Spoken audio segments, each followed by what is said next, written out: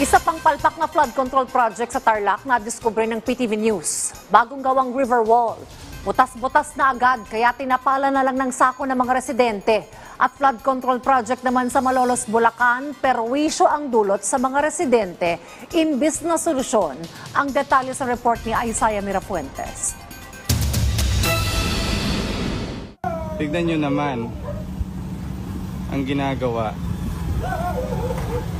Sa tingin po nila, kapag po tumaas yung tubig ay hindi po masisira yan. Ito ang video na kumalat online. Kitang tinatapalan ng mga tauhan ng DPWH ang isang river wall. Tila nilagyan lang nila ng simento na parang pandikit lang. Inalam ng PTV News ang lokasyon ng river wall. Mula Manila, mahigit 3 oras kaming bumiyahe hanggang sa natungtun namin ito sa Kamiling, Tarlac. Nandito ngayon sa ibabaw ng Kamiling Bridge at nasa ilalim nito ay ang Tarlac River. Isang mahabang ilog na ayon sa mga residente na sa tuwing may malalakas na pag-uulan at kapag may bagyo, palagian daw tumataas ang tubig sa ilog. At itong ilog din ang nagiging dahilan kaya nagkakaroon ng malawakang pagbaha sa maraming lugar dito sa probinsya ng Tarlac. Naabutan pa namin ang ilang mga buhangin na nakalagay sa sako na iniwan lang ng mga tauhan ng DPWH. Nakausap namin ang isa sa mga residente sa lugar na saksi kung paano ginawa ang nasirang river wall. Ang ginagawa, walang mga bakal, sir. Ganyan lang yan, sir. Hindi nila inayos. Kawawa kaming mga nagbabayad ng tax. Binubulso na lang nila.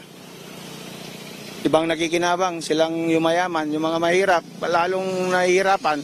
Sa di kalayuan ng Kamaling Bridge, natuntun din namin ang Barangay Pindangan 2nd sa bayan pa rin ng Kamiling.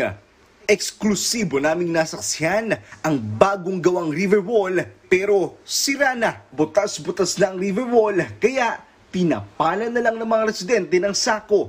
Kaya imbis maharangan, pumapasok sa mga kabahayan ang tubig mula sa ilog. Nakausap namin ang isa sa mga construction worker na kabilang sa mga gumawa ng river wall. Siya mismo ang saksi kung gaano kawalang silbi ang pagkakagawa sa proyekto. Yung lang sir, dry lang yung halo. Dapat sana kuntimba sa para didikit yung simento. Tapos natandang ko dito yung luwag ng 50 by 50 kwadrado, yung pinagkaparilyan niya. Sabi ko, malayo yan, sir. Nung medyo kumukontra ko, tinanggal ako. Taong 2024 daw ito nang matapos. Pero ilang buwan lang ay bumigay na. Paliwanag ng municipal engineer ng Kamiling Tarlac, wala silang kinalaman sa proyekto. At ito raw ay gawa ng DPWH National at hindi nakipag-ugnayan sa LGU. Sinuri pa ng PTV News ang ilang mga flood control projects ng pamahalaan sa pamamagitan ng sumbong sa Pangulo.ph. Hinanap namin ang isa sa flood control sa Malolos, Bulacan. Isa na rito ang proyektong matatagpuan sa Barangay Canalete, Malolos, Bulacan. Ito yung flood wall na ginawa dito sa Barangay Canalete, Malolos, Bulacan. Kung titingnan, mukhang matibay, maayos yung pagkakagawa. Pero ang nakapagtataka, imbis na maharangan sana nito ang pagtaas ng nivel ng tubig mula sa ilog, putol ito at hindi lahat ng bahagi ng ilog ang nilagyan ng harang.